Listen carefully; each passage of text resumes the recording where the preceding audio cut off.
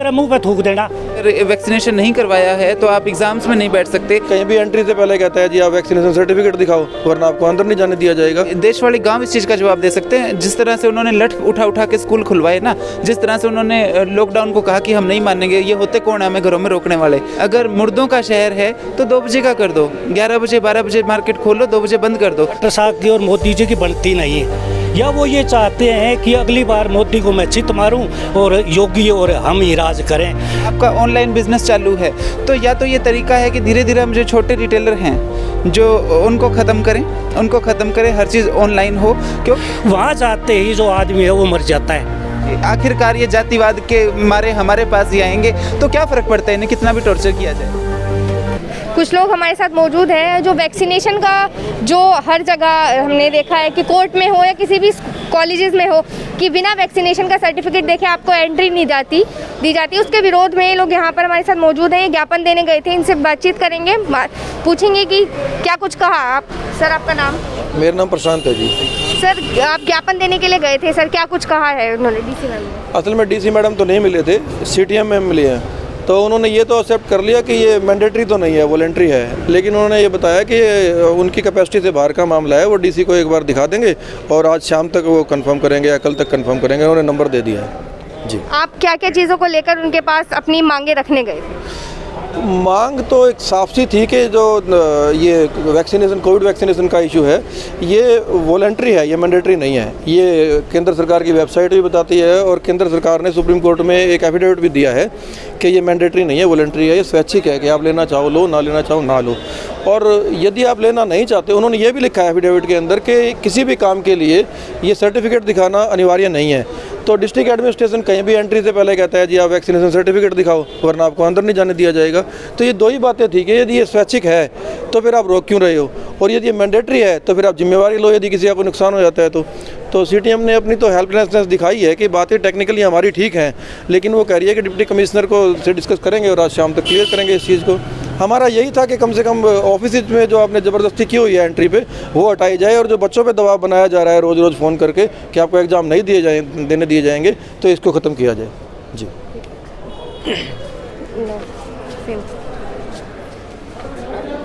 जिस चीज़ को लेकर आप आज अंदर ज्ञापन देने के लिए गए थे तो क्या कुछ उन्होंने आपको आश्वासन दिया है कि कब तक आपके उस पर काम किया जाए? आश्वासन नहीं दिया। असल में जो मेरे को समझ में आया, उन्होंने एक तरीके से हाथ खड़े कर दिए, क्योंकि एक तरफ तो प्रशासन कहते हैं कि मैंडेटरी नहीं है, तो फिर ये जो शहर के अंदर हो रहा है ये तो प्रशासन नहीं करवा रहा है ना।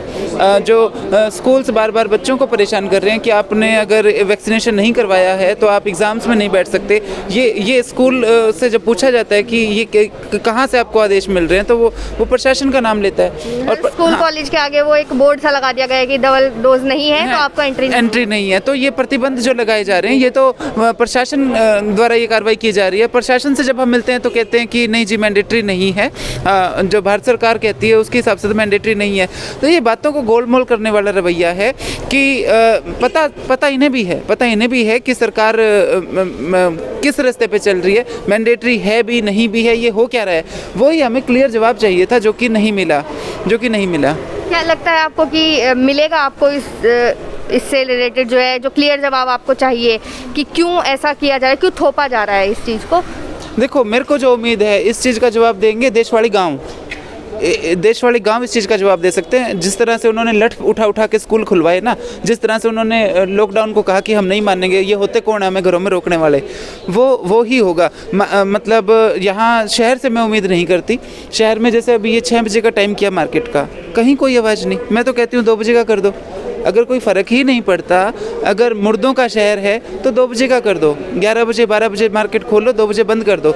इतनी समझ नहीं है मतलब प्रशासन में भी और जनता में भी कि अगर आप टाइम कम करोगे तो संक्रमण बढ़ेगा, क्योंकि भीड़ बढ़ेगी। आपको कोविड काल में ये परमिशन देनी चाहिए थी कि आप चाहे पूरी रात मार्केट खोलो। अगर कोई डरता है संक्रमण से तो रात को अकेले में चुपके से आके शॉपिंग कर ले, है ना। रात को इन्होंने कर्फ्यू लगा दिया। अरे भैया, आपको दिन की भीड़ कम करनी है, आपको तो कहना चाहिए था, आह्वान करना चाहिए था कि जितना हो सके रात को ट्रैवल करें, क्योंकि भीड़ भाड़ नहीं होती।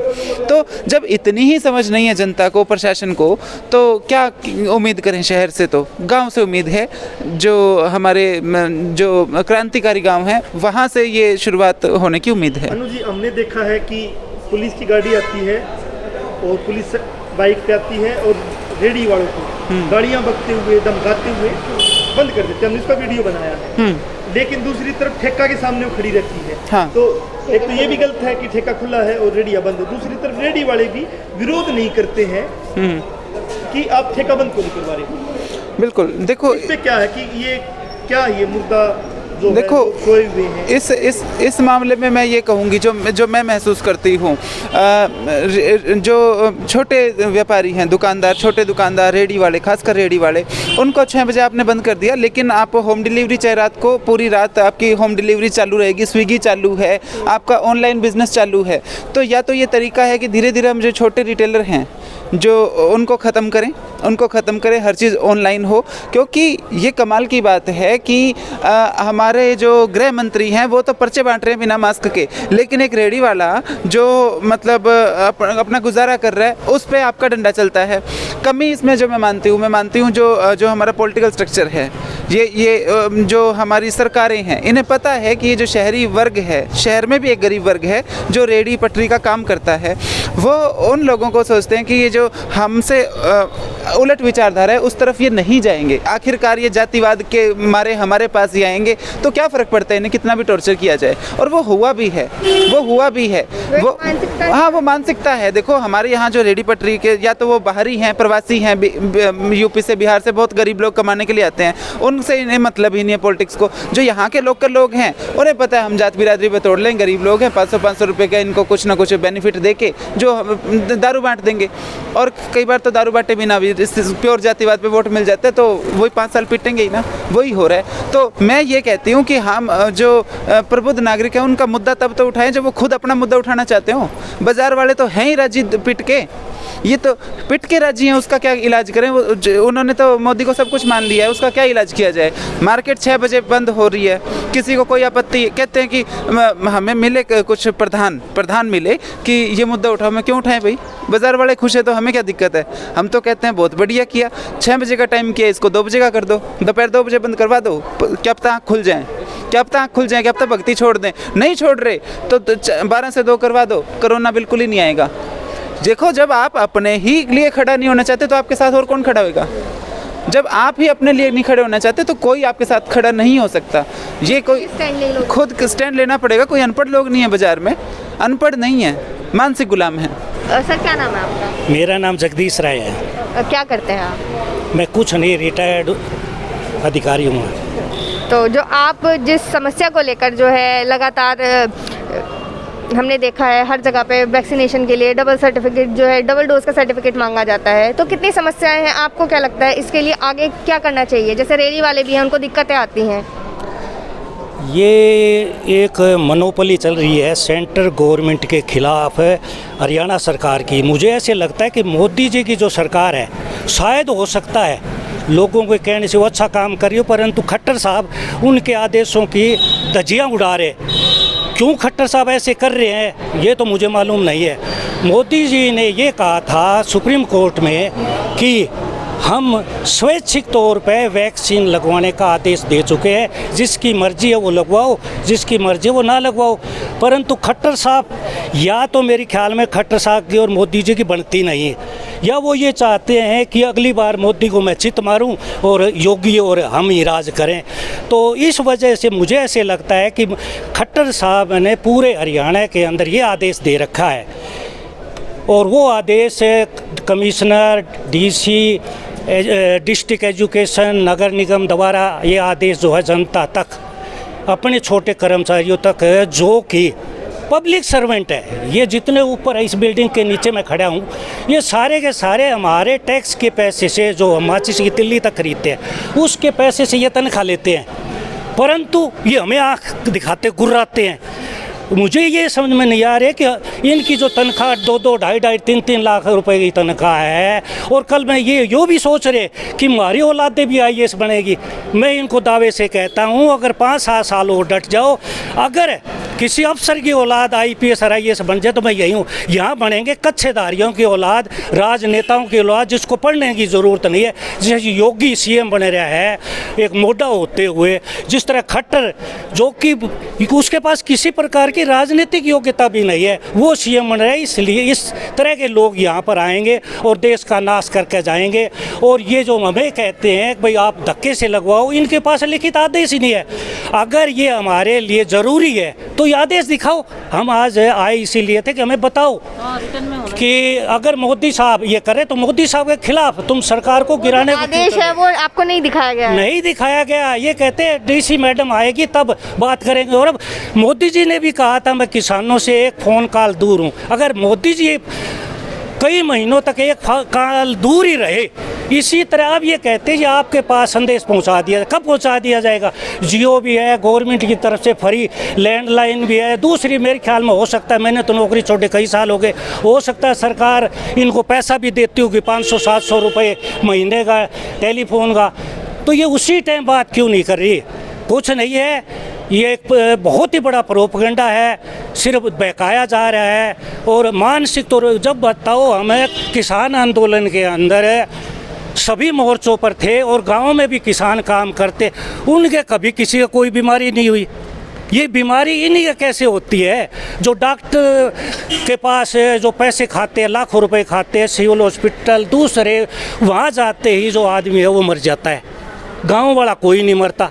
जो हॉस्पिटल में गया वो मर गया। मेरे बर्गे ने यहाँ पर गर्म पानी करके पी लिया, उसका कुछ नहीं बिगड़ा। इसने किडनी, वो तो एक बार आई थी ना महाराष्ट्र में, इतने डॉक्टर ने किडनी बेच दी। मुझे तो ये लगता है किडनी नहीं, जिंदा आदमियों को बेचने की योजना है। मैंने एक छोटा सा वीडियो देखा था, जो अभी बिल गेट्स के साथ एक आदमी है, उसके छोटे भाई का वीडियो था।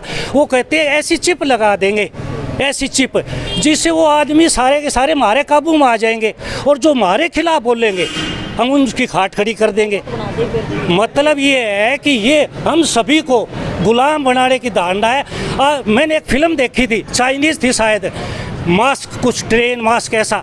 उसमें क्या है कि वो फौज का ऊपर होता है, एक आम आदमी होता है, जैसे अपने ये जो नहीं है कौन सा देव बाबा है, ये डेढ़ आँख खड़ा रामदेव जैसा होता है। और वो एक ऐसी चीज़ तैयार करता है और वो लोगों को इंजेक्शन ठोकता है, कहता है 15 दिन के बाद में अगर जो इंजेक्शन नहीं लगाएगा तो मर जाएगा।